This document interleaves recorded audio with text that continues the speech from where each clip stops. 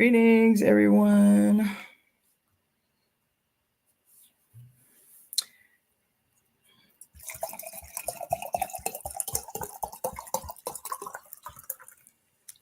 I'm about to set up my IG really quick.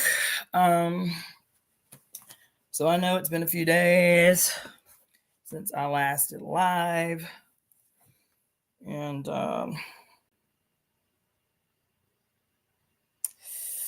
that's not what I'm doing. Well, whatever. So this is CassandraFayeFloyd. Give me just a second. Okay. That looks okay, I guess.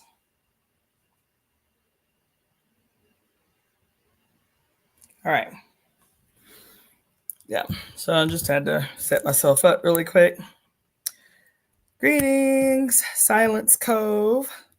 So this is CassandraFayeFloyd, also known as the Daughter of the Fates, founder of the Temple of Evolutionary Emergence.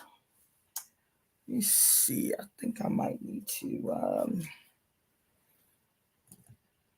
lift that up a little. Let me try to rig my setup real quick. Hopefully I won't mess it up.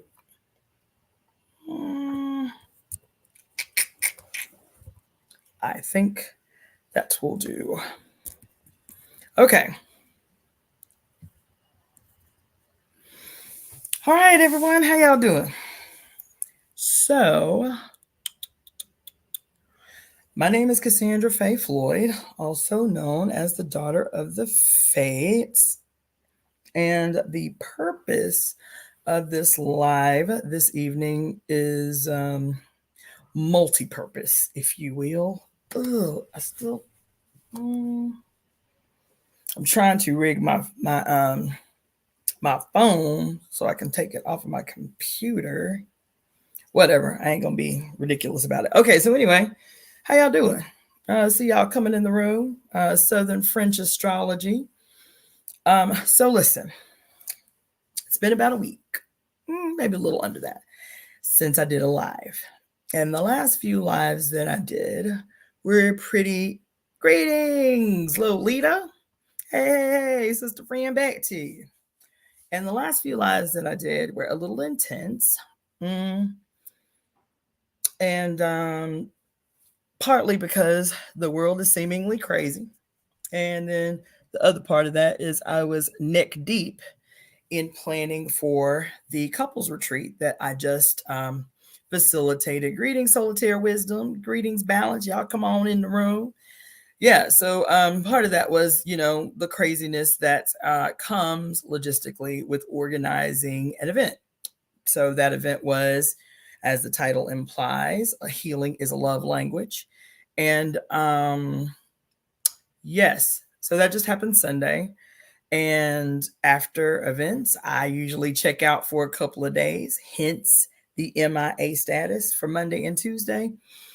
And so today, I got out in the sun, did a little walking around, and my energy was back up. And so I figured I would go ahead and do a live today, since today we're supposed to be doing the Pure Lust book club discussion. But I'ma just tell you, I was tired and I slept for the last 2 days straight up. I got up long enough to use the bathroom, to hydrate, snack on something, and then I was right back in the bed. That was my cycle for the last 2 days. Okay. So today I woke up and I was like, yeah, I thought I was going to be ambitious, try to go ahead and facilitate this book club tonight. And I was like, no, I'm not going to be ambitious and facilitate the book club tonight. So we're going to have to do it tomorrow night. So I sent out the email for the book club. So if you're on the book club list, or if you've inquired about participating in the book club, check your email. I'll still be sending some more emails later on into the night, but I think I got most everybody. If you are interested in participating in the book club discussion around the book Pure Lust, Elemental Feminist Philosophy by Mary Daly, then just email me at releaseheartcenter@gmail.com and make sure that you put in the subject header book club. You do not have to have the book to participate in the book club. You do not have to have read the book to participate in the book club discussion. There are some things that you will need. And so if you decide that you want to participate in the book club, email me and I will send you those things that you need. One is the breakdown of the discussion that we're going to be having, how we have dissected the book, and notes, and also agendas from previous book clubs so you can catch up, plus the links for the book club. So what I mean when I say you don't have to have the book to participate in the book club is I read the entire book online so that you, as you are living your daily life, can go onto YouTube and listen to the book. And so I will always give you the link for the reading of the book club that corresponds with the discussion that we're going to be having for the book club.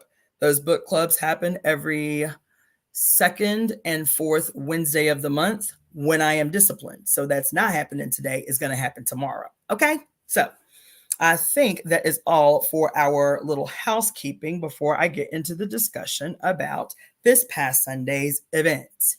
This past Sunday's event, for those who have been keeping up, is the Healing is a Love Language. The Healing is a Love Language couples retreat. Okay. I've been promoting for that since about the beginning of January, really. That event took place at a local community center, health and wellness community center entitled Zula Den. Really incredible location, really beautiful. I had musical performers. That was the local band, at least a part of the band. El Rio, Los Angeles, extraordinary. Brian and Melissa from that group participated as a couple. They gave us beautiful music, Mayan inspired traditional music.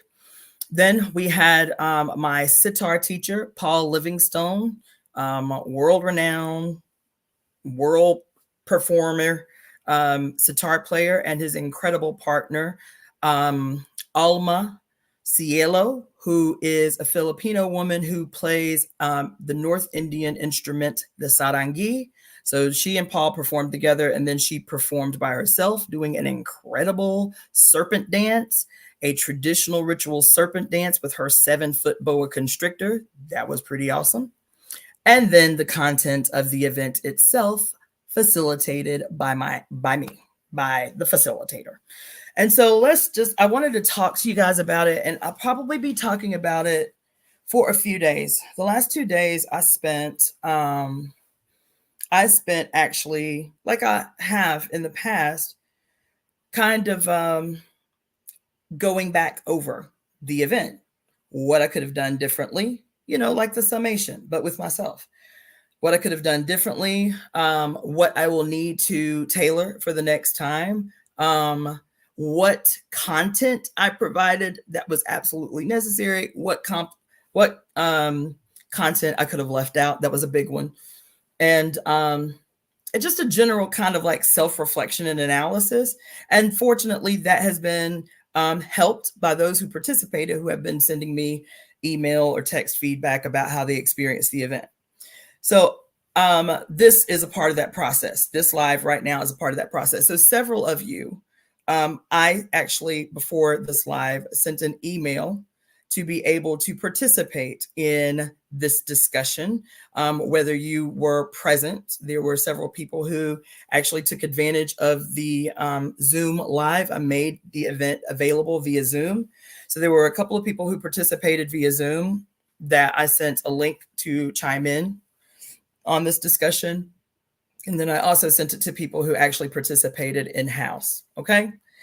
I wanted to do this because for a number of reasons. One, when I moved to California, I had made a commitment to myself. Okay. At least for a little while, I made a commitment to myself that I would not be organizing any events, that I would not be leading any projects. I would not be leading any events for anybody else. I would not be leading any events organized by myself. I would not be organizing any events. What I would be doing as an organizer is I would be willing to volunteer. And so I've spent a lot of time and a lot of years doing that. I will look at other people's projects, programs, and I'll say, oh, I like what they doing. I dig what they talking about. I unite with that. And I will take the expertise that I have as a 20 plus year organizer, especially as a political organizer, and I will contribute time to this project that I think is awesome and I would like to support in that way. 2 years ago, I decided, after 4 years of being in California, that I wanted to organize an event myself. It was an urgent event. And I made sure that that I wouldn't be in competition with anyone else in the city. So the first thing I did was look through the organizations throughout the city to see if they would be organizing a similar event. And there weren't, which I was surprised. The event was celebrating the life of Harriet Tubman. 2 years ago was the 200th birthday of Harriet Tubman. And I thought it was important, radically, superiorly important, that we, especially those of you who have been following me any period of time, and I'm always going hard on this whole period that we're in as the United States of America, America's first Pluto returns, which will not round out or be completed until November 19th of this year. So for 2 years now, we've been talking about this most auspicious and radical moment in human history, America's first Pluto returns. And so with Harriet Tubman's birthday literally happening 2 years ago,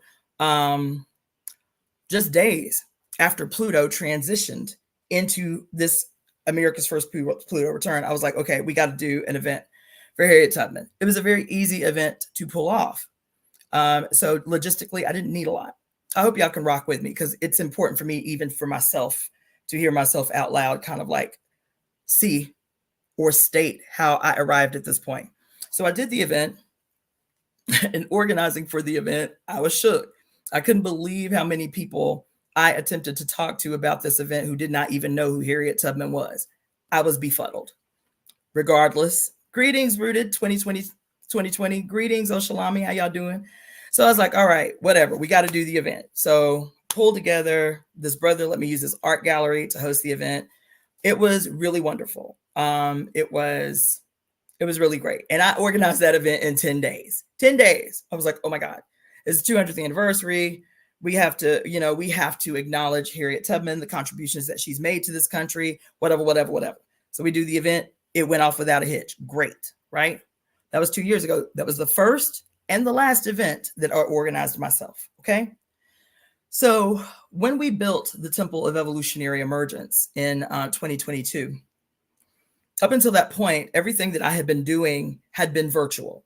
I had been facilitating workshops and seminars online. I had been facilitating book clubs, the book club for the Great Cosmic Mother, and the 7-week workshop that I led about the significance of America's first Pluto return and how to prepare for that. All of these things that I've been doing online. But this year, as the founder of the Temple of Evolutionary Emergence, with the founding committee of the Temple of Evolutionary Emergence, one thing stood out, is that there's so many people and there's so much work happening in this city. And the things that I had been doing, like the temple services on location, I need a committee. And the only way to build a committee is to build events that can draw people that eventually can function in a local committee. So this was the commitment that I made to those of you who have been supporting me for any period of time, and for those who are on the temple committee. The founding committee was to start doing local events so that I could start, one, facilitating on location temple services again, and two, creating the process to build a local committee, right? A local support, local participation, and a local committee. And let me tell you why that's important for me to say, child. Because so much of what I am able to do, I really am able to do on default. Just make it happen. Just make it happen. Just make it happen, right? And I was relying on my memory of the events that I had organized while living in Tampa. In Tampa, baby, I was there for 4 years. And when I tell you, I was doing minimally an event a quarter. And on my best years, I was doing an event in Tampa every single solitary month, like clockwork, damn near effortlessly, just pew, pew, pew, right? And so I was relying on that memory of who I was as an organizer in Tampa when I decided that I was the first event of the new year for the Temple of Evolutionary Emergence was going to be a wellness event centered around, hence the title, healing as a love language, right? And let me just tell you about this event. It was, as far as I was concerned, it was good for the first wellness event that I have organized, one in the city, and two that I have organized in 8 years. I've been now in California 6 years. This is the first wellness event, like in a building, in a venue. This is the first wellness event I've organized since 2008. No, since 2018, excuse me, since 2018. And this shit handed me my ass. I'm gonna tell you, it handed me my ass. It might have been ambitious for a first event, and I am happy with the results. But it is important to discuss both the pros and the cons of each piece of work that you set out to do so that you don't repeat errors. And this thing that I'm doing live with you is what I would do in-house if I had a committee. If I had a committee, we'd wait a few days, come back together and say what we did well, what we did not so well, how can we mitigate that the next event, that kind of thing. I'm doing it with y'all because I ain't got no committee, okay?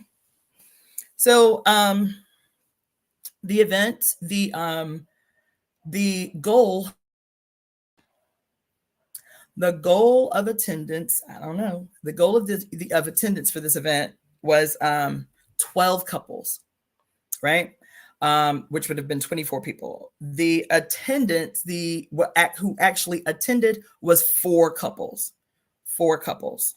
Okay. So again, when going over like a plan of action or goals and objectives, this is one where we would say, okay, we didn't meet our goal. How would we address this in the future? How could we make sure that we meet our goal attendance in the future? So that was the goal. The goal was 12 couples. Let me correct that. We had 4 people whose sole purpose, 4 couples whose sole purpose was attendance. Then the 2 performers, the couple that performed Indian music and the couple that performed Mayan music, stayed for the whole event. So that would be 6 couples. Okay, so I'll give myself a little grace and say 6 couples. All right.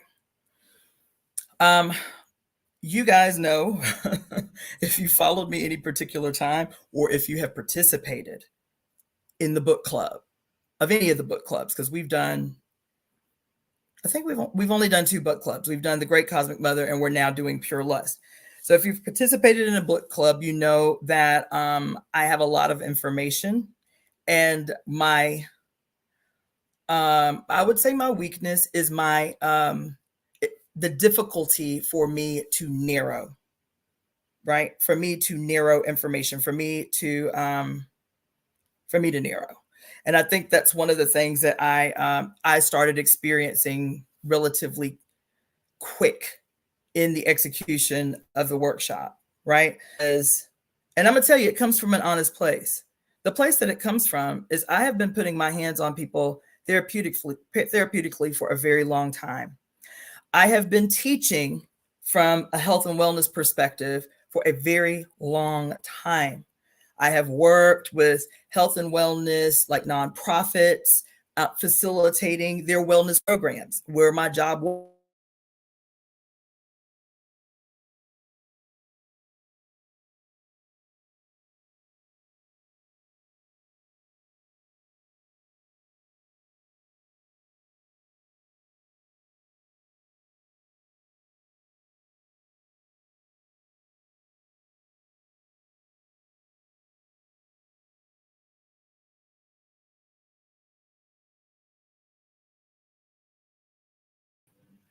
StreamYard just kicked me off.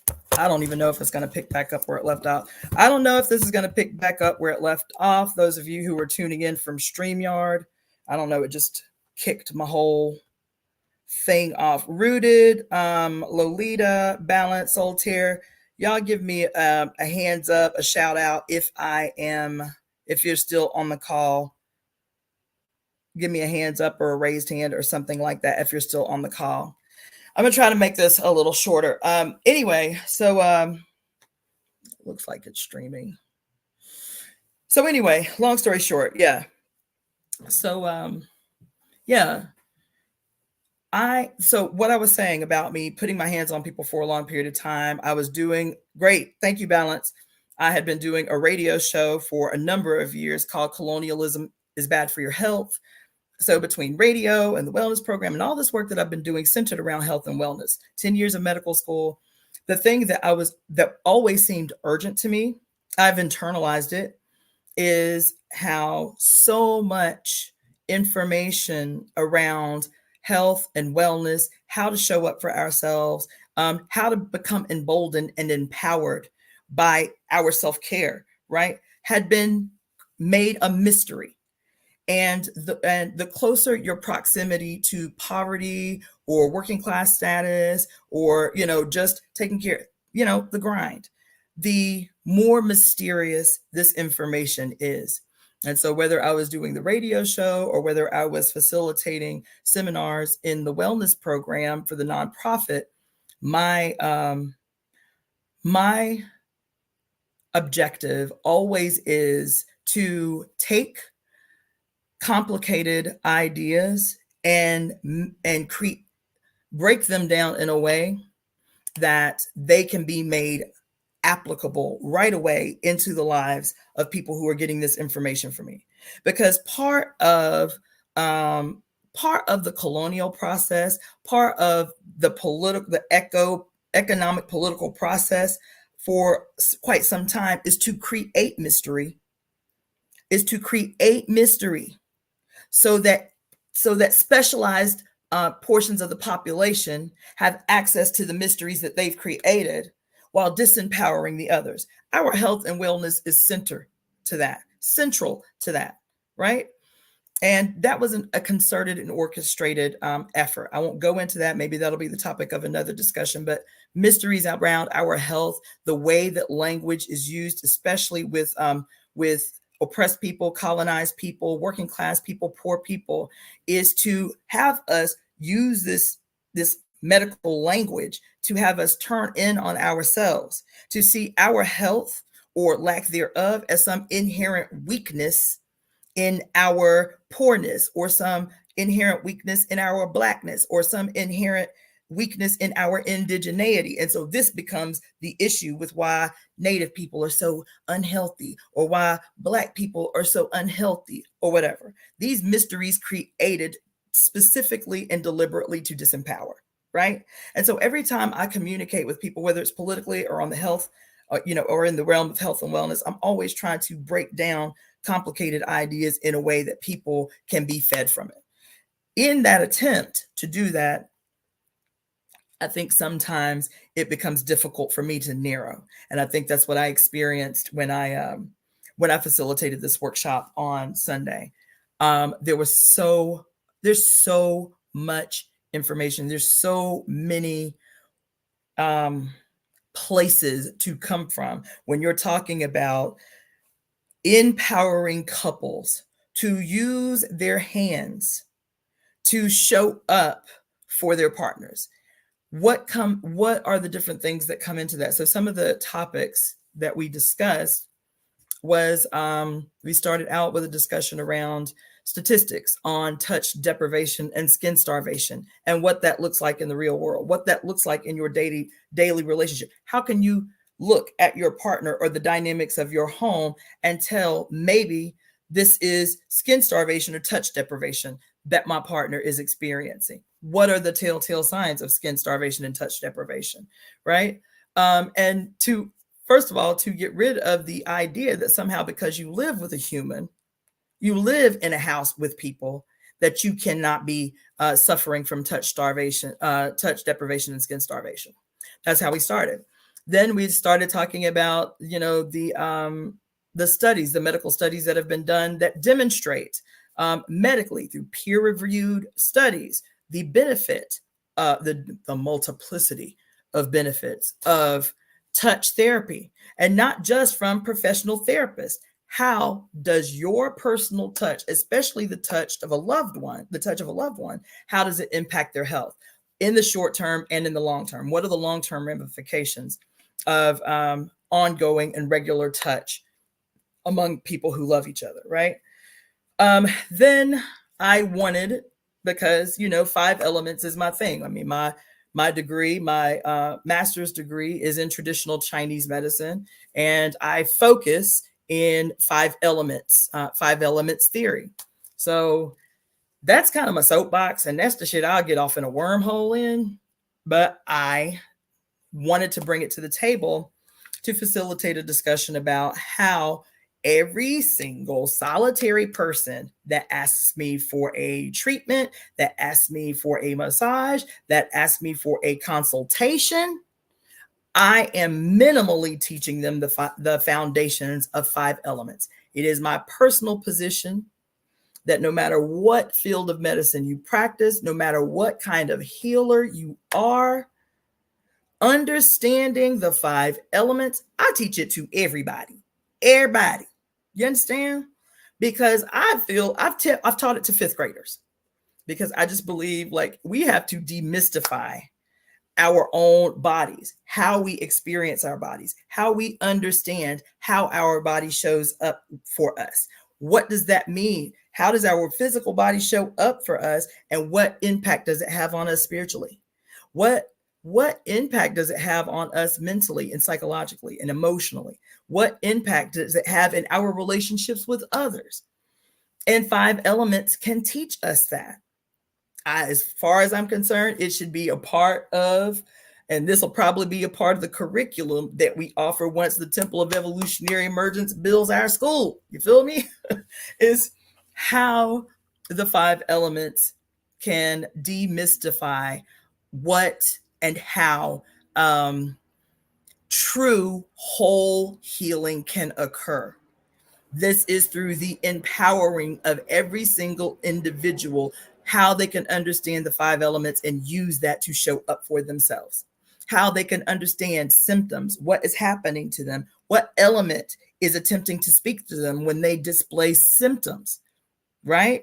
If you can understand what the organs are trying to say to you, your organs are always trying to communicate to you something that is in disharmony, in an imbalance, and how to nudge it back into balance before it disturbs the other organs.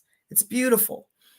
So I did a pretty long and in-depth discussion on the question of 5 elements and the role that yin-yang theory plays in that. And I think I probably spent a little bit too much time on yin-yang and 5 elements for what we were trying to do. I think people really appreciated it, but this couples retreat could have been a whole 3-day symposium. And in the future, I think it should be, if I'm going to do something of that magnitude, it should be a 2 or 3 day event. One day is the theory, is theoretical, is the information. And the next day is nothing but demonstrations of touch, demonstrations of how to show up, demonstrations of technique, partnering up and all of that kind of stuff. So yeah. The music added a dynamic that was just perfect. It was simply perfect for what it is I was attempting to execute. But that is not new for me. Even when I was organizing political events, the event Sunday was 5 hours. 5 hours? Yeah, 5 hours. And I was like, oh, we have plenty of time. I have plenty of time to do all the things and to say all the things. No, we didn't. And so even when I was organizing political events, and I had a habit of doing 4 to 5 hour events, and people were like, how in the hell are you going to keep people in a place for 5 hours? music and culture was always music, culture, and a marketplace was always the way that I did that. I would always have a dynamic marketplace inside where the event was happening so that the vendors could participate in the event. And then we would have, like intermissions where people could go and solicit the vendors. I would have staggered throughout the event performers, culture of some type, whether it was poetry or music. Even if it was a hardcore political event, weaving in, culture throughout the event. So that was what I had in mind when I organized this. And the performers were extraordinary. Y'all can just keep on my Facebook page. I've been posting some clips and footage from the event, and I will continue to do that as I'm editing 5 hours worth of footage. But yeah, so that was the gist. The main reason for organizing this event was to begin a process of growing the Temple of Evolutionary Emergence locally. I want to shout out 2 of my friends, Annie May and Lily Flor Ramirez, who came and participated as logistical helpers for me, which I needed. This shit was big. It was bigger than I was internalizing in my head. And my not having a local organizing committee was impactful. Hence why I had to sleep for 2 days. It was really impactful. So that's what this is going to attempt to resolve. So I have 2 more events that I'm organizing for Women's History Month coming up in March. One is, again, an event that is highlighting the radical, unrepeated, revolutionary contributions of our great ancestor, Harriet Tubman.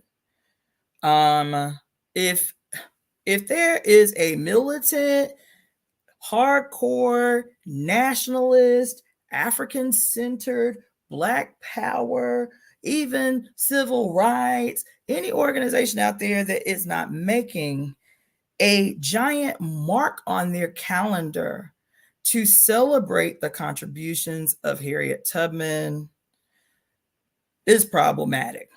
As far as I'm concerned, is problematic. She is a giant.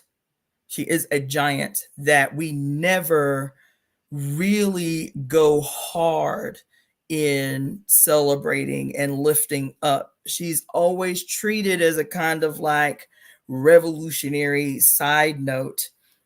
But the way that we go in, the way that we go hard for like Malcolm X, for Malcolm X's birthday, and there ain't a major city in this country where there's not a Malcolm X festival, the way we show up and go hard for Marcus Garvey during Black August, and we should.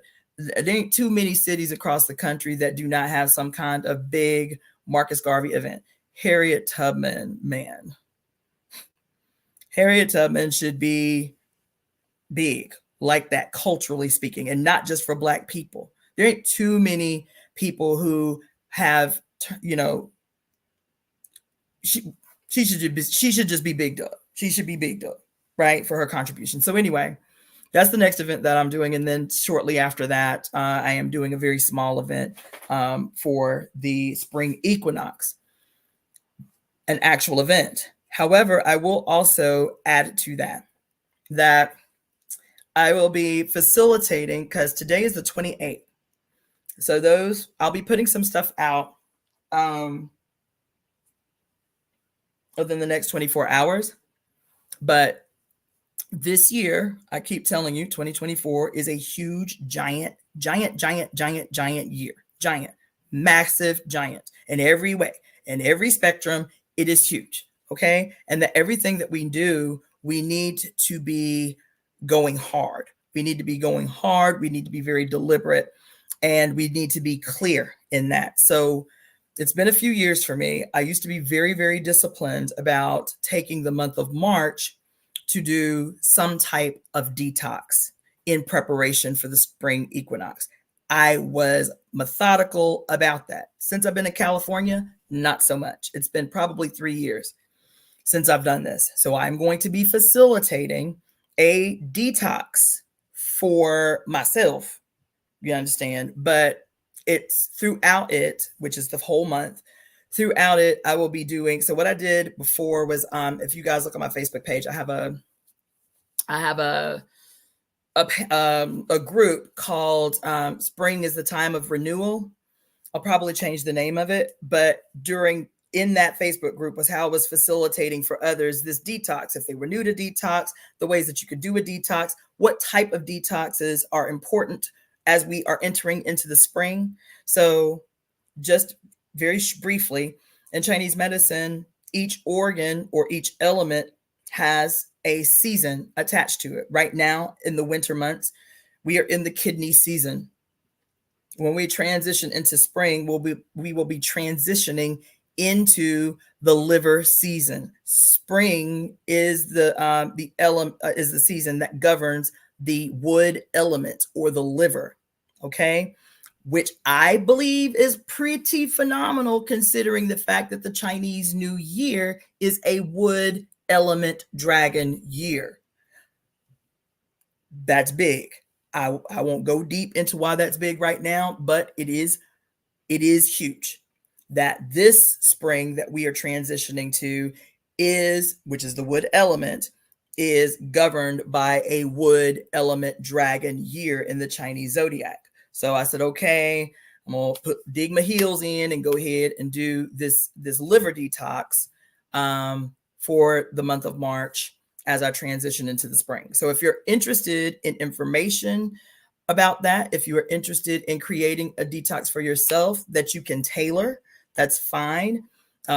Email me at releaseheartcenter@gmail.com, releaseheartcenter@gmail.com, and put spring detox in the header, and then the subject header, spring detox in the subject header.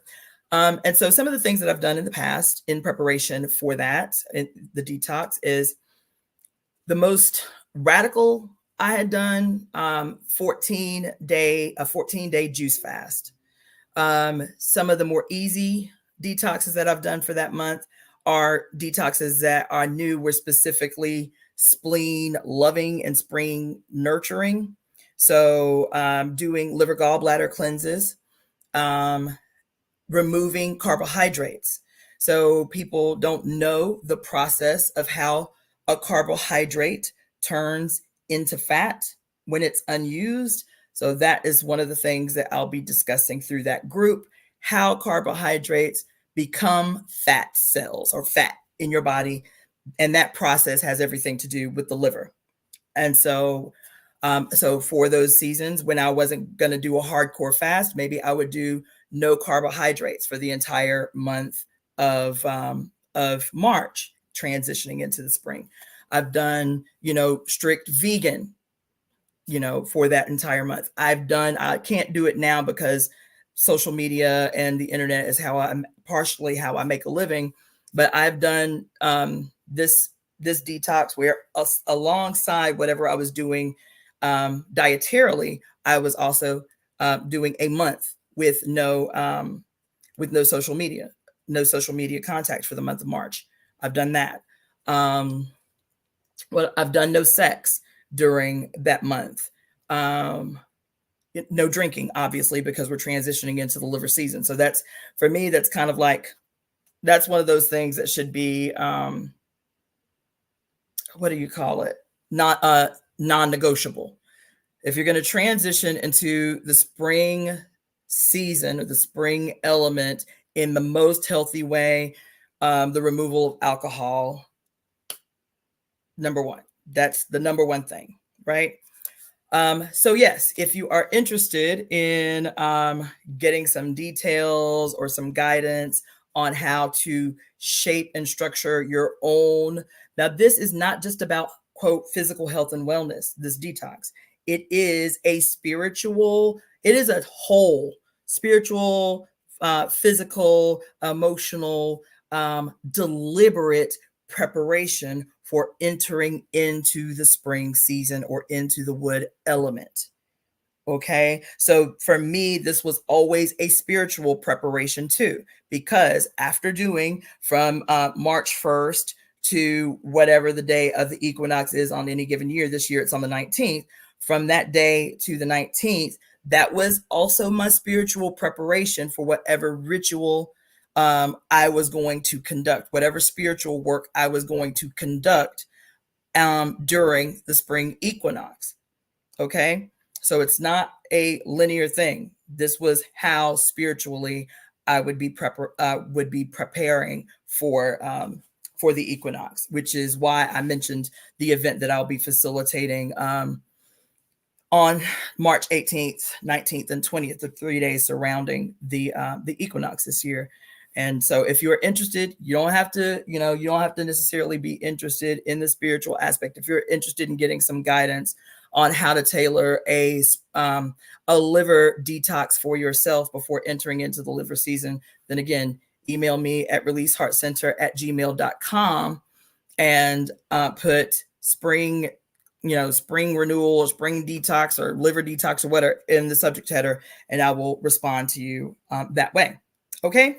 So what I am going to do now is I did send an email to several people giving them a link, and in the event that they wanted to participate in this discussion, if they had any feedback, if they had any questions, say you didn't participate in the couples retreat on Sunday, but you have questions, you have, some queries about like some of the things that I mentioned as content in that discussion, then you are welcome to use that link. And if you didn't receive the link, but you're tuned in and would like for me to bring you into the screen so that you can ask some questions, let me find, invite. Let me get the link, copy, cool. And I will, let's see how I can do that. Okay. Yeah. So what I will do for those of you who are tuning in via the StreamYard, the Facebook, YouTube, or Twitch, I'm just going to put this. Let me see if it'll let me post this in the comments. We shall see. Maybe not. Yeah, it did. Okay. So those of you, Balance, Yellow Rose, Solitaire Wisdom, Rooted 2020, LYM Chic, Silence Cove, if you're still on the line, if you just look in the comment section, I just posted a link in there. And so if you want to be brought onto the screen and ask some questions, if you have questions about anything that I talked about, whether it's the spring detox coming up, or whether it's questions about the content of the couples retreat, which I should mention is going to be an ongoing series that is going to be tailored towards different populations. So this one was for couples, but I'm also going to do them for mothers and their adult children, for fathers and their adult children, for siblings, right? Adult siblings, for parents of young children, so on and so forth. So it is a part of an ongoing workshop that I'm developing. So if you have any questions about anything, just basically copy and paste the link that I just put in the comment section and follow the directions, and then I can add you to the stage. So Moni, I see you on the stage. I don't know if you want to be brought in or not, but I'm going to add to the stage. Let's see. And so you're in, and you would have to unmute. Let's see. Okay, so you would have to unmute your mic if you had any questions, feedback, observations, or the like. Moni, if you were on the call, you're on the call. So if you can hear me, go ahead and bring up your screen and open your mic.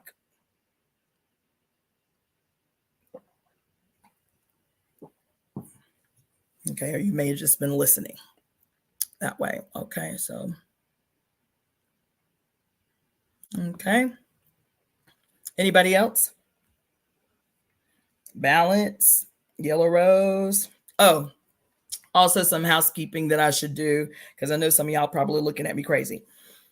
The reason I'm doing this live is because I think I might have said it at the beginning. I'm supposed to be doing I'm supposed to be facilitating the Pure Lust work, the Pure Lust book club right now, but I did not prepare over the last 2 days. I slept for the last 2 days. So we're going to do that tomorrow. I'll be finished sending out the invitation, the Zoom links and all that stuff before the end of the night. So that's going to happen. I also changed the time. If the time is problematic, y'all let me know, because usually we're on there pretty late. And I know that most of the people participating are in different time zones than I am. So I actually put the start time at 4 p.m. Pacific Standard Time. So if that is not a good time and y'all need me to go back to 6 o'clock, I will. But I was trying to like accommodate those people on the West Coast, on the East Coast, who have been participating. So that's at 4 p.m. Pacific Standard Time. Ooh, I think I might have to change that on the Eventbrite. But it's 4 p.m. Pacific Standard Time tomorrow. Okay, Rooted, let's go. So let us see you. I don't want to be talking to myself still. Rooted 2020. I'm here. Can you hear me? Barely. Like very barely. And I can't see you.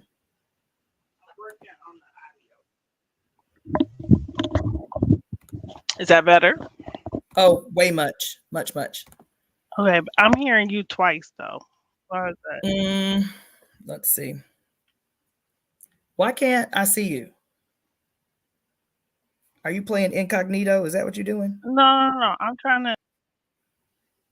Uh-oh.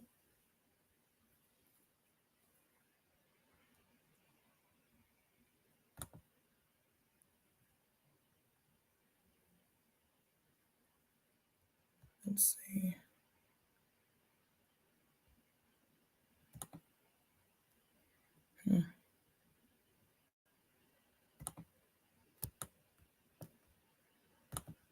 All right, let's see if that works. All right. Okay. Rooted 2020. Hello? Nope. Okay. Hey, Silence Hi. Cove, how you doing? I'm doing fine. Yourself? I'm good. Okay. Can you adjust your mic? I can't hear you that well. I can't.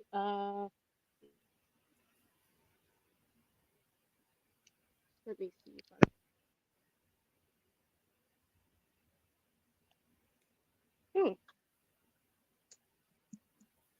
Can you hear me now?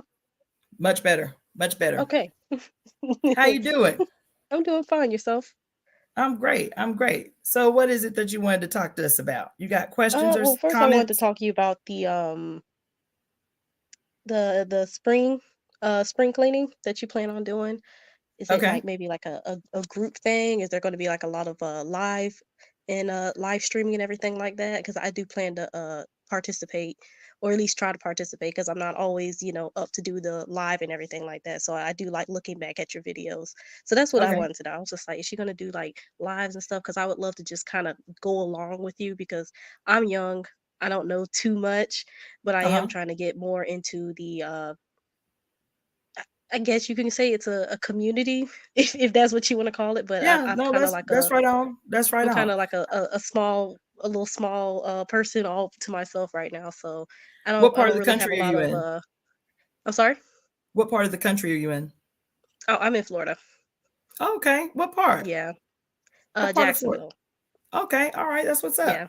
Born and There's a raised lot in of the people in Jacksonville. If you're looking for community, by the way, there's a lot of people Really? I used to do political work with in Jacksonville. Yeah. Okay. I'll have you email me. My email address is releaseheartcenter@gmail.com, and just Let put me your name and then Uh-huh. like Jacksonville next to it, so I remember who the email is coming from. But yeah, there are a lot of right on people, a lot of conscious men and women in Jacksonville that I've done political work with over the years. Yeah. Okay. So aside from that, the answer to your question is yes. Are we connected on Facebook? I do not have a Facebook. I have a so this is what I was talking about. I'm kind of new to like getting into communities, because I've been very mentally out of touch and stuff. I've had a lot of bad mental things go on, and I'm trying to at least try to reestablish myself, because I've never really Okay. been established with anybody. So I don't have like any social media, but I do plan to get some for like probably business, if that helps out and stuff. I'm willing to do that type of stuff, because I do kind of feel a little bit on the edge right now, so Mhm. I'm trying to put myself back on firm ground, if you could say that. Okay. Well, what I will have you do then is email me at the Mhm. same email address, releaseheartcenter@gmail.com. And I can so I can send you some information. It's Mhm. general information, kind of standard information that I send to anybody that's looking to do liver detoxes just in general. So I can send you that. And Mhm. then but the answer to your question is yes, I'm going to be facilitating most of that through my the Facebook group that I Okay. have. And I don't know because the lives that I'm doing right now are one, the reading of the book that we're reading right now, which is Parable of the Sower by Octavia Butler. And I'm Mhm. trying, so I'm 5 days a week when I'm disciplined. This week I took Monday and Tuesday off, but 5 days a Okay. week I'm reading that book, The Parable of the Sower. Then I have the book club discussion that we have on tomorrow night. That is long. That's a long, that's usually 3, 4, 5 hours. Like, Mhm. it's Okay. long, right? And so my point about that is I don't know that I'll be doing daily lives about the liver detox, but I Mhm. may commit one day a week to having the discussion and why it's important. What is important about the spring season? What is important about the liver as an organ? What is Mhm. important mentally and emotionally? How does distress in the liver show up in our behavior?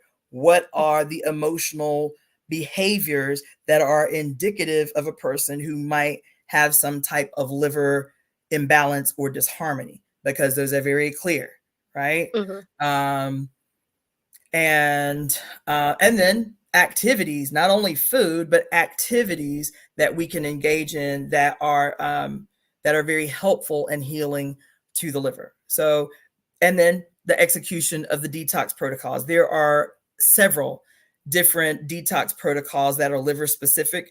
All of Mhm. them are equally easy to execute.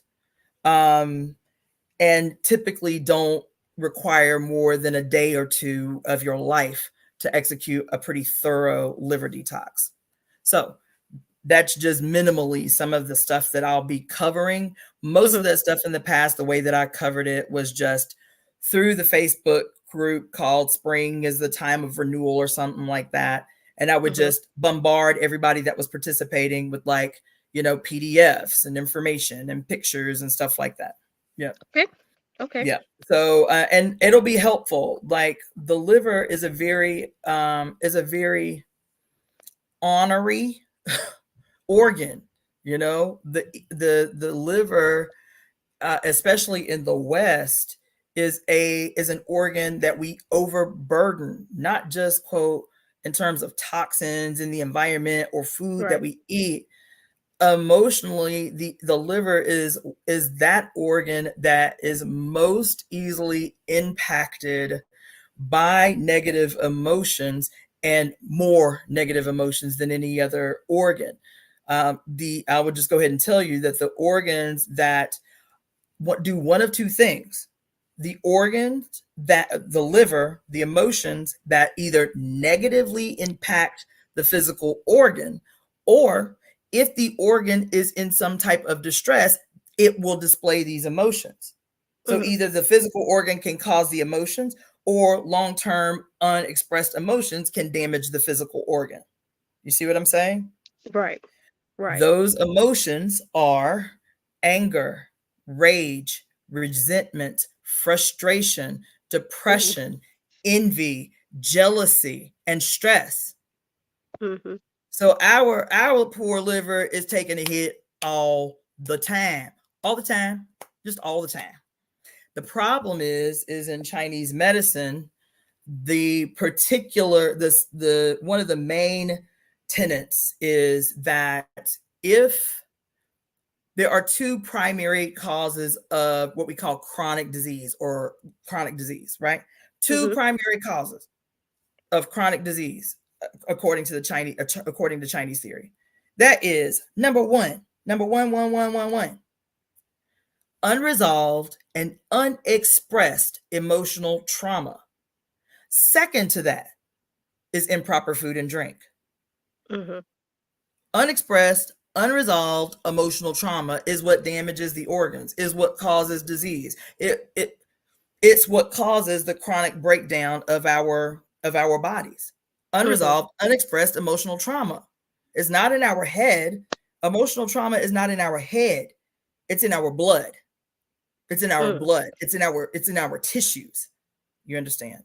Right. It's a biochemical, reaction that requires harmonizing, and we never have the opportunity to harmonize those traumatic events through the expression and resolution of those traumatic events. And so without a resolution and a way out, the organs become injured. You understand? So right. If you're saying that the liver, those emotions that harm the liver, and now I'll tell you, the emotions are not bad. So we always treat and talk about emotions as if they're bad. Emotions are not bad, right? They only, so in Chinese medicine, what they call the emotions, the 6 evils. The 6 evils. Emotions only become, quote, evil when they are, again, unexpressed and unresolved. Our emotions teach us something. They're all necessary. Anger and rage are necessary, right? Right. All of these emotions teach us something about our relationship to the external world. They inform us. They're information that's based on our perception of the world around us. What makes you angry may not make me angry. So it's still based in our perception of the world around us. And these emotions are a response to our perception of the world around us. They teach us something. And in response, our brain triggers a cascade of responses through the different primarily endocrine glands that teach us how to respond to this perception of the world around us, right? Right. But the emotions only become evil, which mean can have the potential to make us sick. That's what they meant by the evils. Is it at the juncture that an emotion is left unaddressed and unresolved, unexpressed, over time, it will become evil. It will cause sickness. Okay. And so part of the beauty of this theory of 5 elements theory is to understand our bodies, our organs, how they communicate with one another, how these organs communicate with one another. They have a relationship.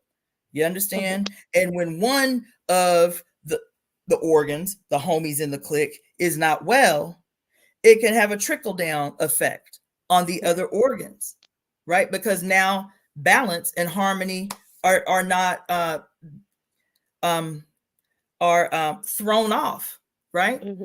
And so the purpose of this medicine is to teach us as individuals how to understand how our organs, one, are communicating with each other, and the way that looks in symptoms.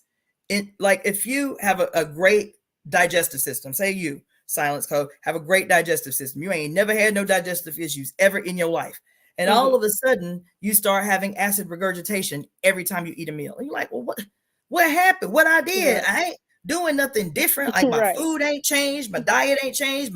My freaking exercise regimen hasn't changed. But all of a sudden, every time I eat, I got heartburn.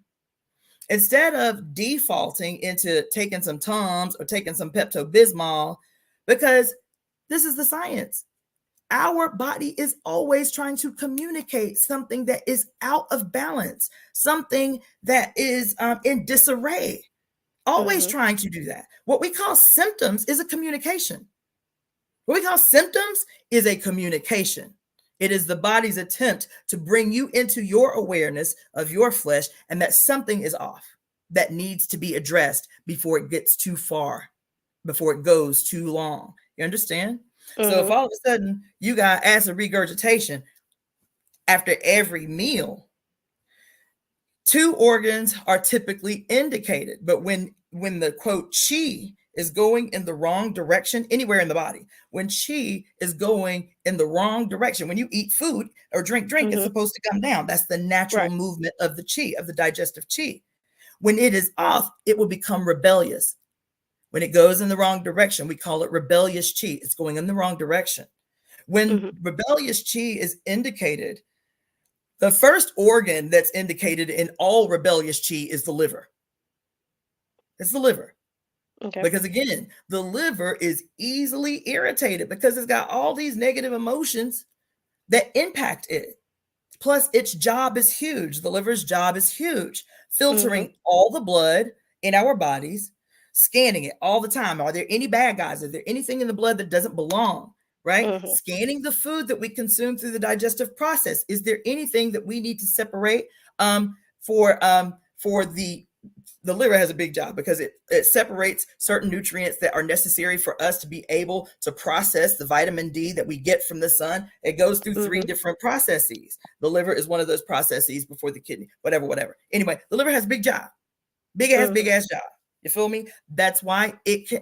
Anyway, the liver has a big job. The last thing that it needs is to be dealing with a whole bunch of rowdy ass emotions. You understand? They call the primary herb formula to treat a liver that's in distress because of emotional excess, too many emotional traumas. The herb that is used to treat that kind of liver issue is called the clear and easy wanderer. That's the name of the herb. The clear and easy wanderer. Because if the liver is smooth, you feel me? If the liver is like calm, the liver is the wood element, right? The liver's energy is ruled by wind. Okay. So you think about the wood element, you think about a tree. And when that tree is healthy and the wind isn't rough wind, it's like a cool breeze on a spring day, right? And the wind sweeps through the top of the trees. You know what I'm saying? The leaves just kind of swerve back. It's like Pete, you had a picnic, you feel me, in the spring with your boo looking up at the leaves, and it's just like it's just it's like calm. You look up at them trees swaying in the wind, that is calming, right? You're like, this is so nice, right? That is the energy that that the liver longs to be in. This easy kind of movement, this clear movement of the blood. Now, this is Western medicine. In Western medicine, the liver, through its function of filtering the blood, is phase 1 and phase 2 detox pathways. You have a phase 1 and a phase 2 detox pathway in the liver. When the liver's detox pathways are clear, it's like traffic in a big city. It's smooth. All the blood goes through easily. But if you have a car stopped in the middle of the freeway like this in phase 1 detox pathway, it's gonna fuck up all the traffic. You feel me? So if you have some kind of disharmony in phase 1 or phase 2, it can create a whole bunch of symptoms from a Western medicine perspective. If you have an irritation of the liver because of unresolved, unexpressed anger and rage, for example, or resentment and frustration. Resentment and frustration are like those low-level microaggressions that you deal with every day. You can't talk back, you can't say shit back because you might lose your job. And it's not overt like aggressions that would warrant like somebody getting punched in the face, but it's like those little microaggressions that just try the fuck out of you all the time. That's where kind of like anger and resentment, resentment and frustration would be. They're not as volatile as like rage and anger, right? But they cause what we call a stagnation of liver chi. A stagnation of liver chi is no different than what I was saying about Western medicine identification of phase 1 and phase 2 detox pathways and its inability to move the blood freely so that the liver can continue to do its job of keeping our blood free from toxic material. You feel me? Free and safe from toxic material. The way, and so when you have in Chinese medicine a liver that is stagnant from ongoing anger, resentment, frustration, or what have you, then one of the initial ways, early onset, is digestive issues, especially with rebellious chi. So like nausea or vomiting or acid regurgitation or excessive belching. You've never been a belcher. All of a sudden, every time you eat, it's like blah, blah, blah, blah. Any kind of rebellious chi, the first thing you want to be looking at is, how has my stress level changed in the last week? Did you start a new job? You understand? Did you move into a new apartment? Did something happen in your life that now has produced a level of stress that is not a regular occurrence in your life? This, something as seemingly simple as this, can be the cause of unexpected rebellious chi. In the early stages, it is something that is easily treated, right? Right. And so when hold on, let me grab something. Okay.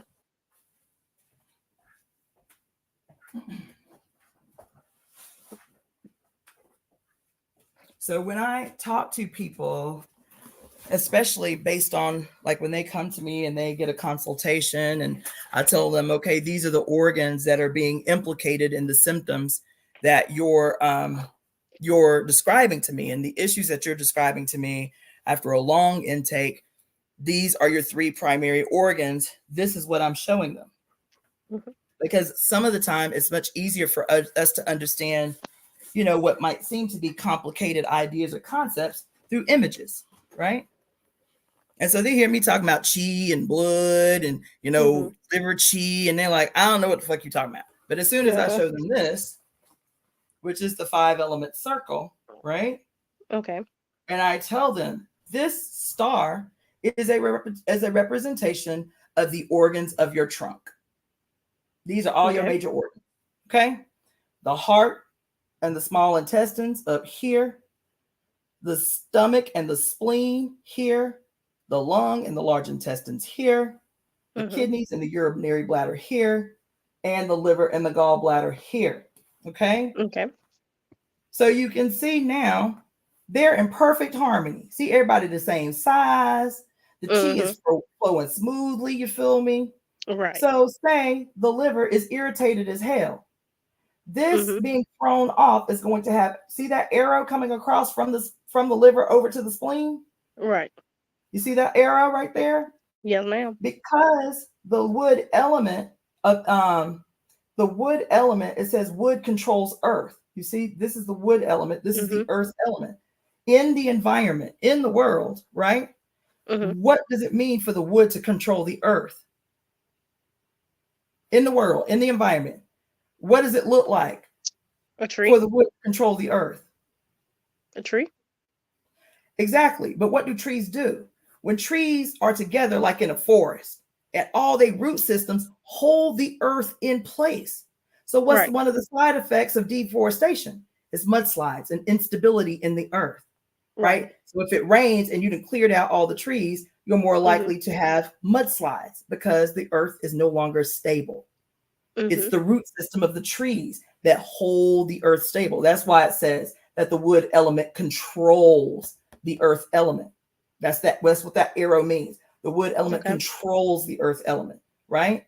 So when the wood element is irritated, it can have an impact on the earth element.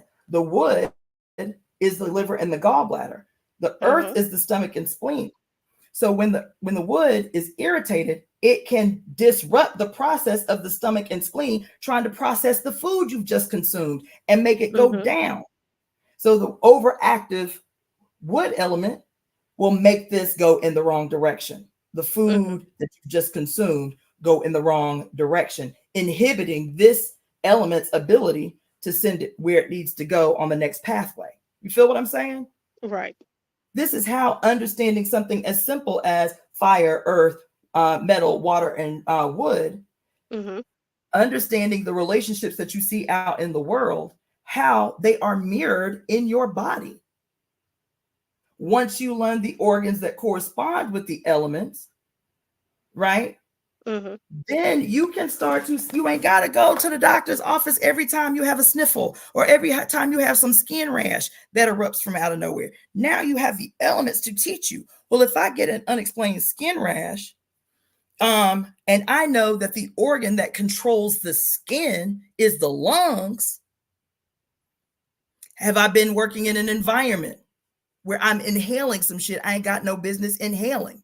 Right. That could cause an eruption on the skin because the lungs control the skin, right? Mhm. For example, this workshop, healing is a love language. If the skin is the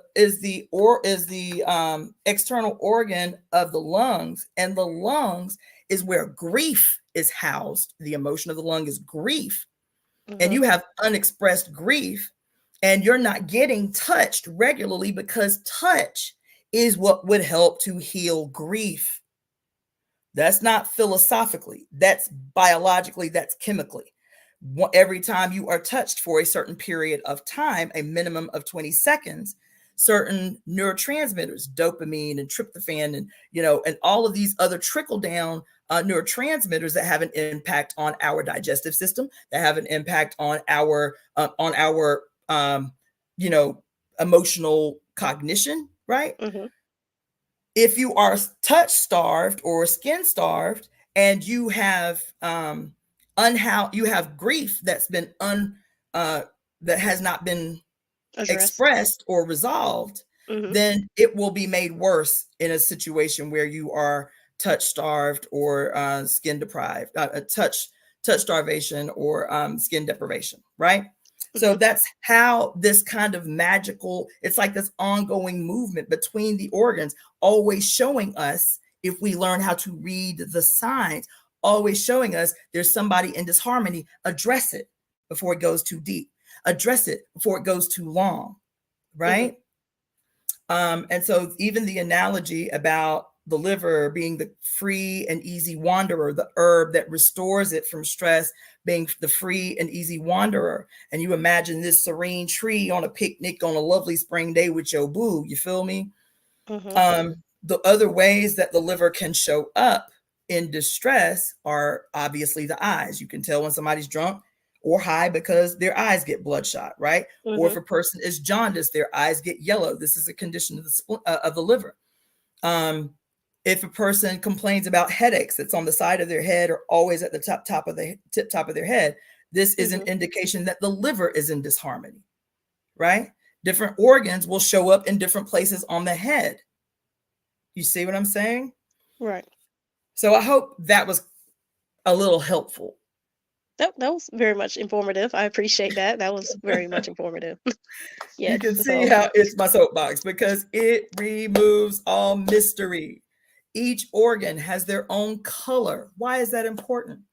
Because if a person, I guess ain't that much gonna happen for black folks, but like say a white person or mhm. a person of Asian descent comes to you and they look a little kind of pale green in the face.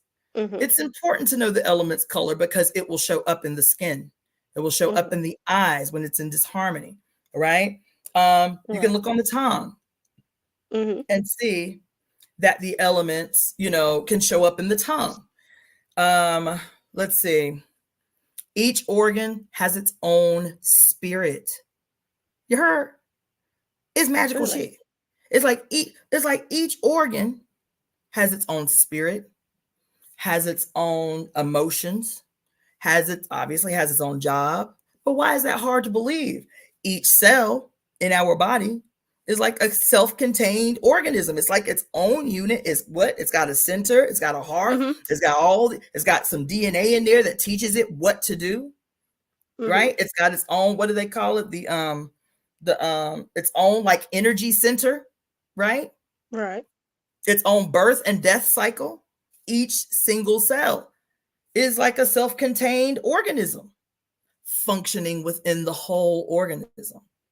Why would our organs be any different? Right?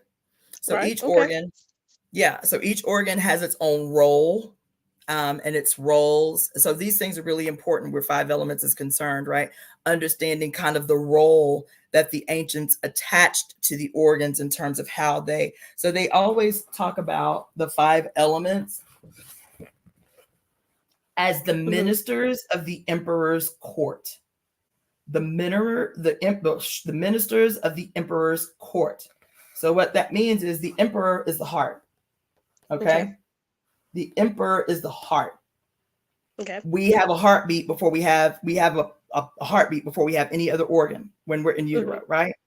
Right.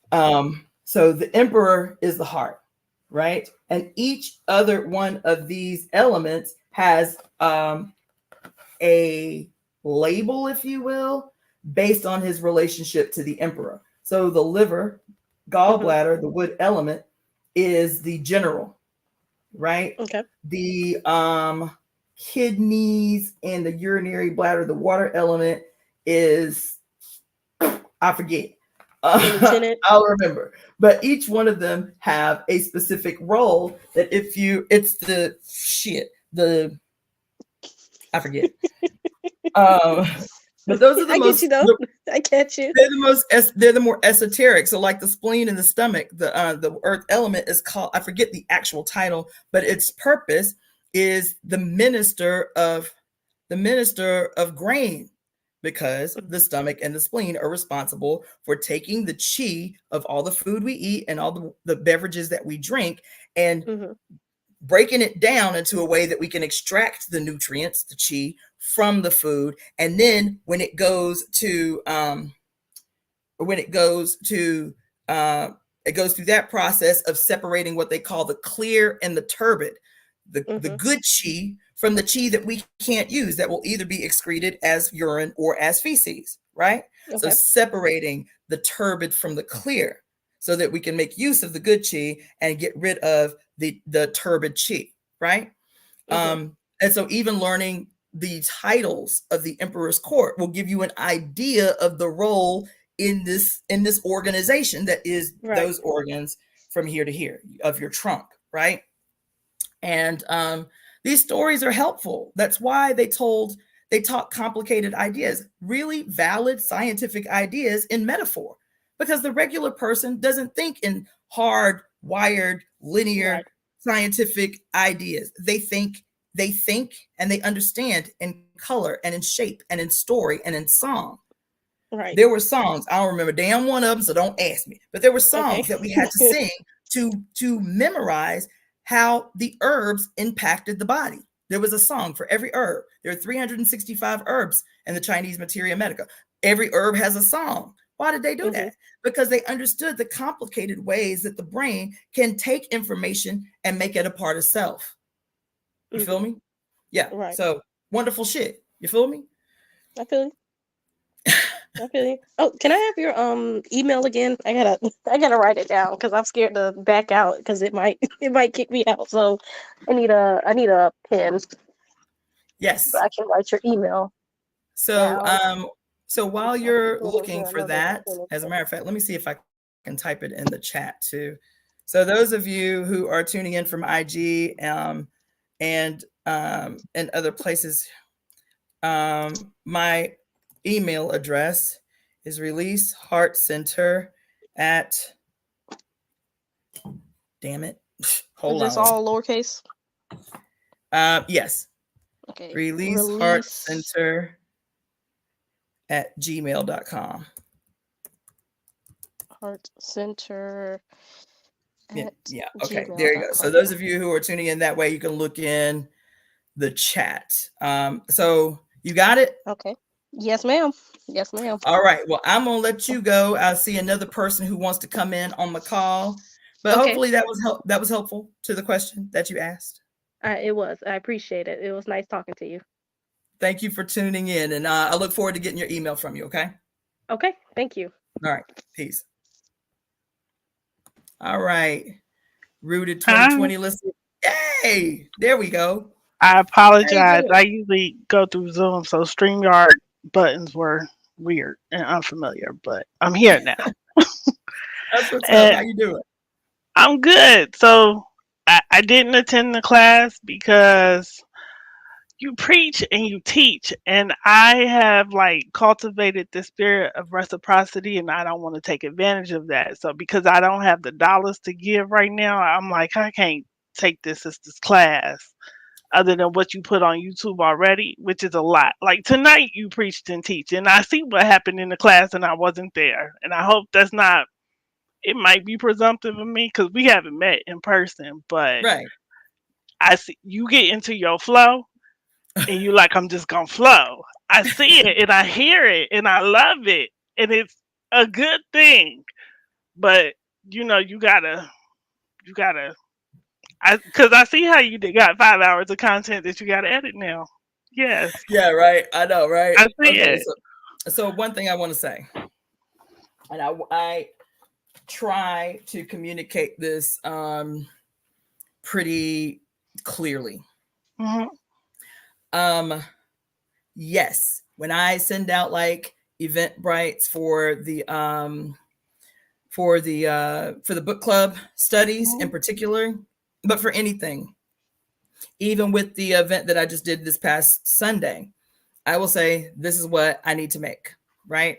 However, this is a sliding scale of what I can offer, right? For said event. With the book club, I try to communicate that pretty clearly. This is what I am asking for. That's why I put it as a donation. This is what I am asking for. But for me, still, the information is important for people to have. To me, that is what is important to me. That's why I teach the way that I do. That's why I develop the content the way that I do. But the disclaimer is the however. It is still a donation. I don't want people like yourself who can benefit from the information to feel like they cannot access it because of lack of resources. That's why I say in all of the things that I put forward, especially about the book club, is if you cannot afford what I am asking, please email me directly so we can work it out. You feel me? And people have done that. And I'm okay with that. And I understand. In my particular case, is I have the money. I just got to make myself reorganize it so that it goes where it needs to go. In my particular case, you are preaching to the choir.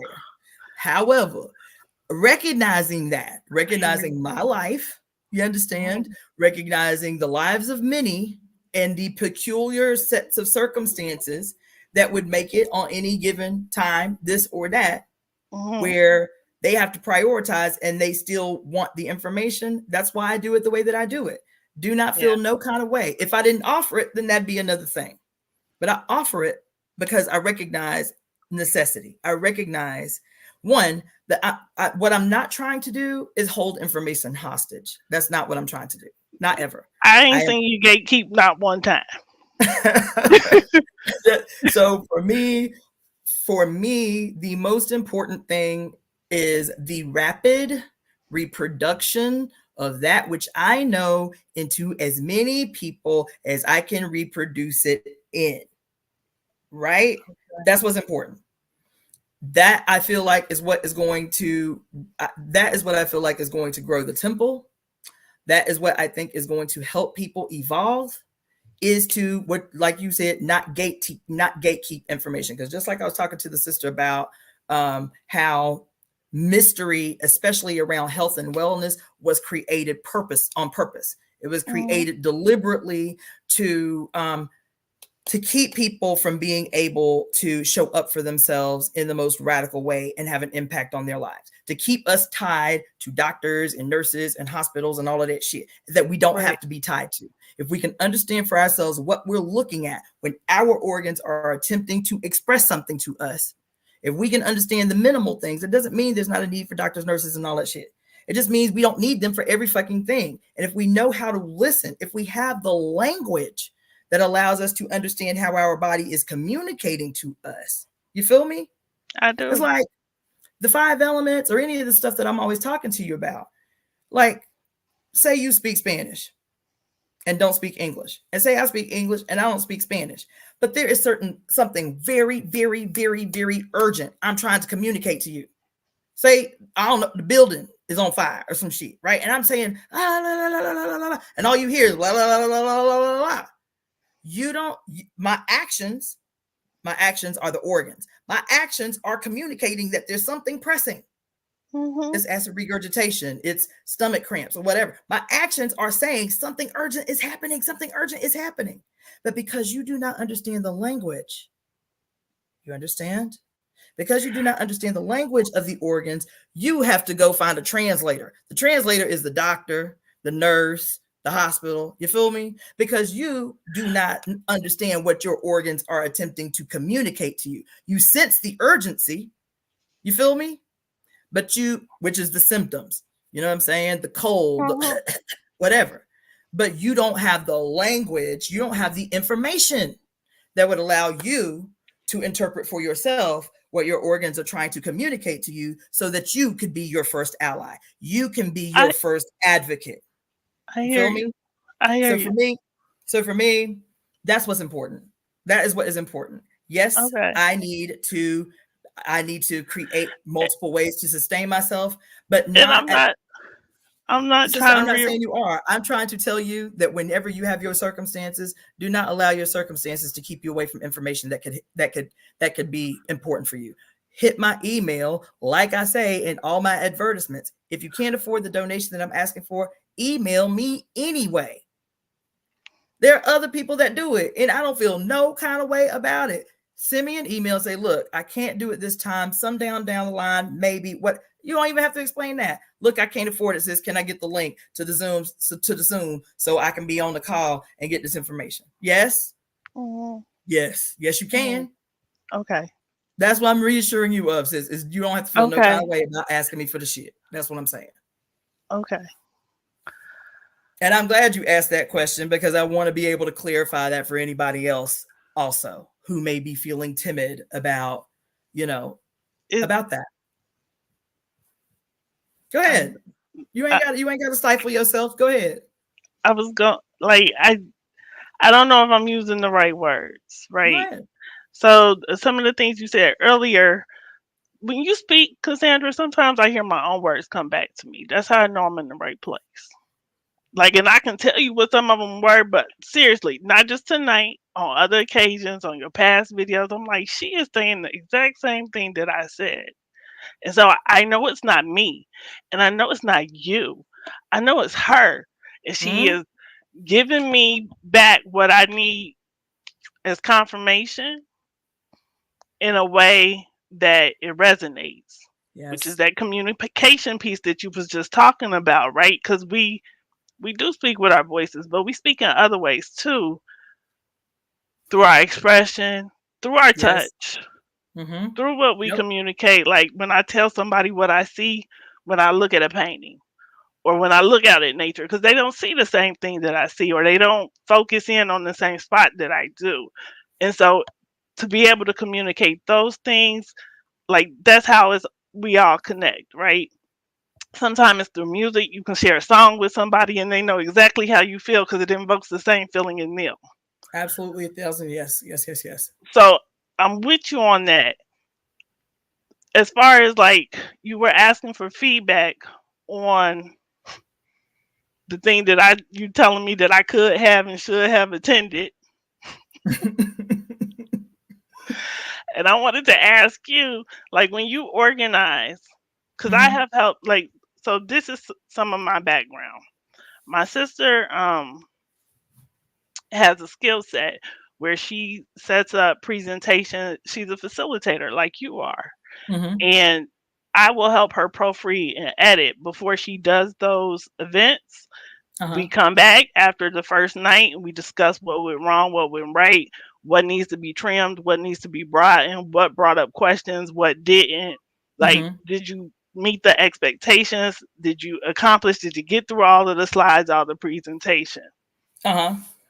So a lot of times before she even teaches the first class, I'm looking at it and she puts timestamps on the subjects. And then she sets a timer on her phone. So say you teaching 3 topics, right? Right. And you setting up your presentation before you teach. and you think it's going to take an hour and a half. But when you in it, you find yourself needing to go over.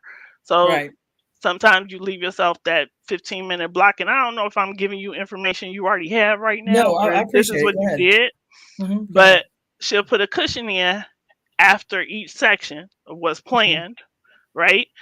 And if you need to go over, you going over into that 15, but no more. Right. So it's like you get that warning, like, hey, the set block that you put for this is up, but you still got 15 more minutes if you really need to get a point in. Because the people she works with are, if the seminar is supposed to be 3 hours, it's going to be 3 hours. Because she's doing it in convention. She's doing it in a rented space that's not hers. It's on somebody else's dime. You know what I'm saying? Right. So she has to stick to certain parameters within the time. But that might be one thing that might be helpful for you as far as like planning out. Because when you speak to other people. Yeah, it is good feedback too. Again, it's and I'll tell you, I used to be a lot more disciplined. So this is good feedback, actually.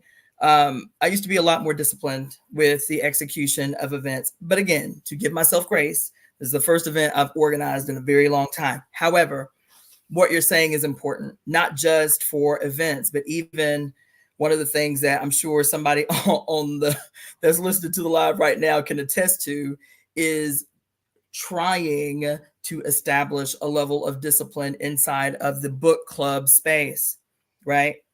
And it's one of the things that I mentioned at the top was how this kind of urgency that I've always experienced, this urgency to like make sure people have the information, make sure people have the information, and that always takes up space, right? So how to keep myself disciplined. So the feedback you're giving is actually very helpful.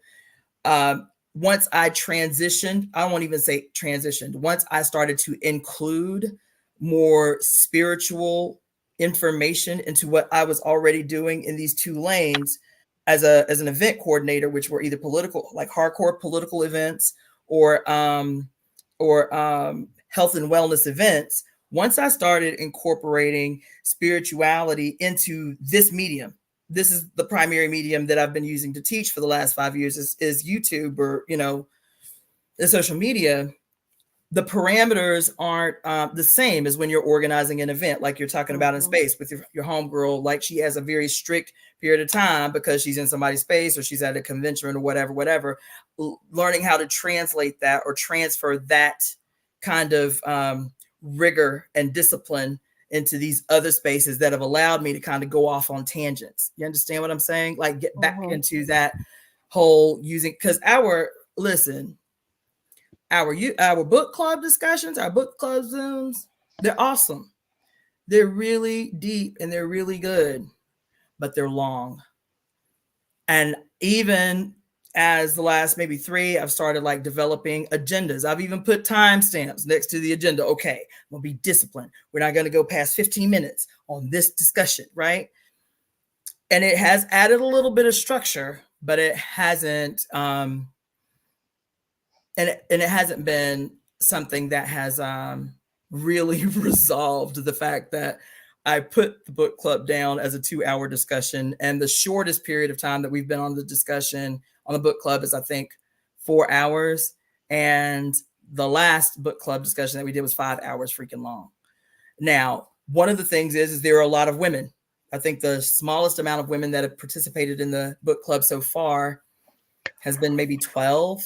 So on average, it's about 12 to 15 women on every Zoom club that we do, a Zoom meeting that we do around the book that we're discussing. And it's necessary.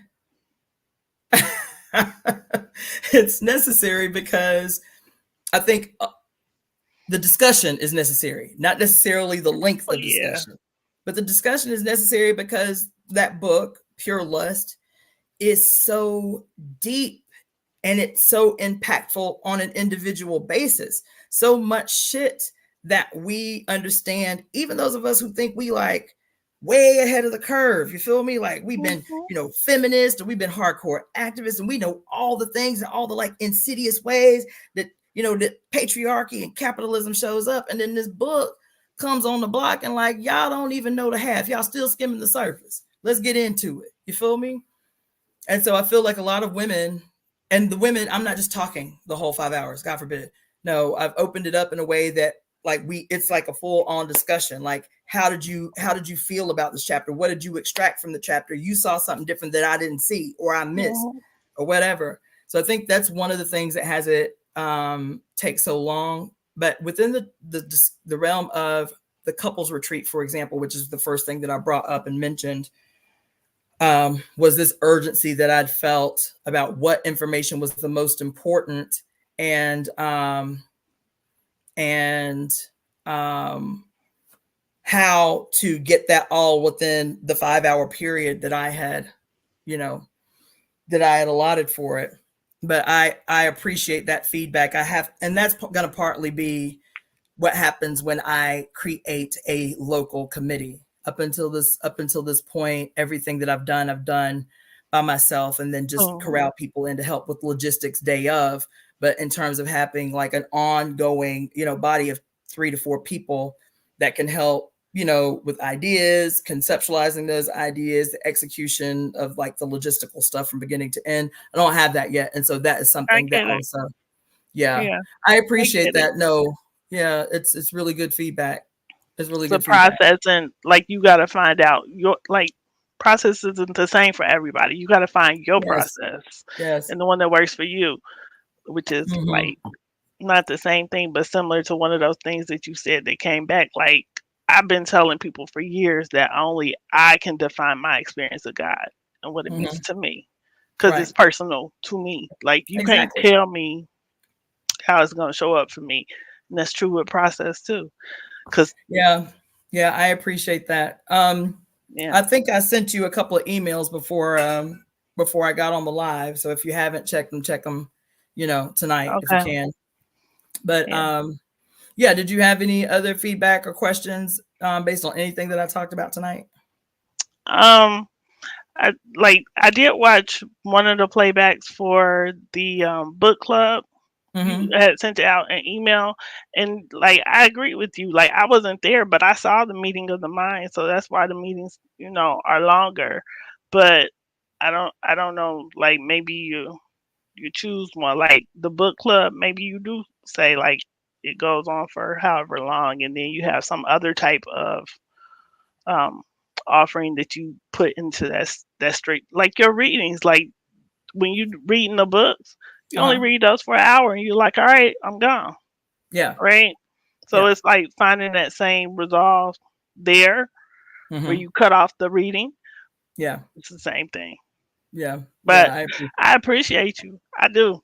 Because when I found you online, I was like, okay, I see. Like, part of my process, my growing process, my, figuring out what the stuff mean to me. What part of the country you calling from? I'm in Ohio. Okay, nice. Oh, it's cold up where y'all at. Yeah, we had a tornado warning last night. What? I don't know. Sirens going off, but that's crazy. Okay, I didn't realize Ohio got tornadoes. Well, we get more of them because she like, hey, Serpent Mountain is here. She like, it's real. Everybody got to wake up. Well, she got an attitude. Okay, well, let's see. So, if there's anybody else, I see Shauna Michelle came on the call. Solitaire Wisdom I can drop down came on the call. Dr. Amber McZeal came on the call. Anybody else want to come on for? We got a few minutes left. I said this is going to be a 2-hour thing. So anybody else want to come on, ask any questions? I'll repost the link. I agree with Solitaire Wisdom. You need to teach a 5 elements workshop. You do. Just on that. Maybe one element a day, because I think you. Oh yeah. Oh no. Yeah. That's a good idea. Actually, that's a damn good idea. That's a great idea. Actually, yes, I like it. I'm here for it. Hold on, let me write that down. That's a great, because I have a lot of soapboxes. I don't often talk to you guys about, at least on my channel, I don't often talk to you guys about health and wellness. And I'll be honest, it's one of the many tasks that I have been contemplating. Like, the suggestion has come before me several times that I need, and I knew it, that I need a separate YouTube channel from my main channel, maybe even two YouTube channels that are not my main channel. So, for example, before social media and like, especially like YouTube stations were a big thing, I was doing online radio with the organization that I was connected with.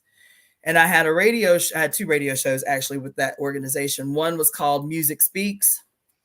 And it was basically just like going throughout the lands, finding radical revolutionary artists, rappers, musicians, poets, and highlighting their work on the station. So it was called Music Speaks, and it was interviews and music of all like revolutionary unsigned artists. And then my main show, that was a 1-hour show. And then my main show was called Colonialism is Bad for Your Health. And that show was really amazing. And I did a lot of interviews. I interviewed a lot of really unbelievable people, some of whom are not living anymore. And so I had contemplated for some time, maybe like doing a YouTube channel that's just that brain, the health and wellness brain, all health and wellness all the time. And then, and then another YouTube channel that's more, whatever. Anyway, so I'm saying that because the health and wellness stuff comes so easily to me. Comes so like in terms of, articulating and peer-reviewed journals and breaking those, it just comes like second nature to me. So let me write that down before I forget. The 5 elements, an element a day, is a dope idea. It's a dope idea. It's a very necessary idea. Yeah, I appreciate that. I didn't think about doing it that way. The reason I paused is because I have taught a 5 elements workshop. I thought I had posted it on my YouTube channel. It was a workshop that I did several years ago, but for some reason I thought I'd posted it. Maybe I didn't, but it was long. And so even remembering that, when I'll see if I can find it, I got so many hundreds of hours of videos y'all haven't even seen. So I'll see if I can find it, but if not, I can still, that's a great idea. Doing an element a day over a week. That's a damn great idea. As a matter of fact, I might do that sooner than later. Well, especially since we're talking about this detox that I'm facilitating, the spring is the time of renewal thing coming up day after tomorrow. You feel me? Hence why I'm drinking wine, because I'm like, okay, after tomorrow, that's it for a month. You feel me? Right? And I might just start with the wood element, the spring element. That's a good idea. All right. I appreciate you. I appreciate you. Check your email. All right. So anybody else that may want to come on, if you have any questions about anything I discussed tonight, any feedback, it is all welcome. Solitaire Wisdom, Lejay, Amber, Lolita, Yellow Rose, Balance. Let's see who else is on here. Silent Cove. Oh, we just spoke. Okay, cool. If you have any questions, if you have any feedback, you know what? I think there's a way.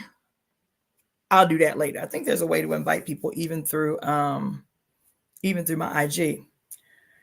Anybody else have any questions, discussions, feedback? Speak now, forever hold your peace. The StreamYard link is in the chat. I'll post it again. The StreamYard link is in the chat. So you can just click on that link or copy and paste that link, and it'll give you instructions on how to come into the page. In the meantime, so hopefully something from this discussion was helpful. The main reason I came on here was because I haven't been for a little while, and I wanted to give you guys some updates about this first big event of the year 2024, sponsored by the Temple of Evolutionary Emergence. It's our first official event of the year. So it was big. It was big for that reason. There are several events that I am plotting and scheming for the rest of the year. Thank you, Shauna Michelle. You should come on. You should copy and paste the link and come up on in here and ask me a question or give me some feedback or shoot the shit. I like the discussion thing too. I like that. So anyway, so I have several events that I'm plotting on for the rest of the year. And yes, so this was it. Healing is a love language. And I felt like for it being especially the first wellness event that I've organized myself in at least 8 years, I thought it was good. I thought the feedback was good. I thought the location was incredible. The name of the place is Zula Den, Zuladen. Oh, so beautiful. So beautiful, so perfect. Like there was very little setup. When you guys see the pictures and the video that I'll be posting over the next week, it was it was set up that way when we got there. There was very little setup that I had to do. Okay, Shauna Michelle. There was, it was the place is just naturally magical, naturally beautiful. And so that's it. So if there's not any more discussion, not any more questions, again, if you're interested in getting any information about the spring detox, if you will, the liver detox for the spring season, shoot me an email at releaseheartcenter@gmail.com. If you are interested in a reading or a virtual consultation, or if you're in the area, a face-to-face consultation, you can do the same. Hit me up at releaseheartcenter@gmail.com. I think that's about it. I am going to resume in the morning the reading that we began a couple of weeks ago of the Parable of the Sower. Parable of the Sower by Octavia Butler. So I will resume that tomorrow. And again, I'll be reading that Monday through Friday for 1 hour. I don't know what time, but I haven't decided on the time. It'll probably be in the morning when it's like the least chaotic time of the day. So I will, as a matter of fact, I'll probably go ahead and make an announcement about that today after I get off this call. So we'll continue with the reading of the Parable of the Sower tomorrow. Tomorrow evening at 4 p.m. Pacific Standard Time, we will be commencing with our book club discussion of the book Pure Lust by Mary Daly. Pure Lust, Elemental Feminist Philosophy by Mary Daly. That will begin at 4 p.m. Pacific Standard Time tomorrow. You can email me if you've already received an email from me and let me know if that time does not work for you. If it doesn't work for the majority of the people, I'll change it back to 6 o'clock. But in the meantime, I was trying to get an earlier time that wouldn't have people on the East Coast getting off the call at 1 or 2 o'clock in the damn morning. So hit me up, let me know.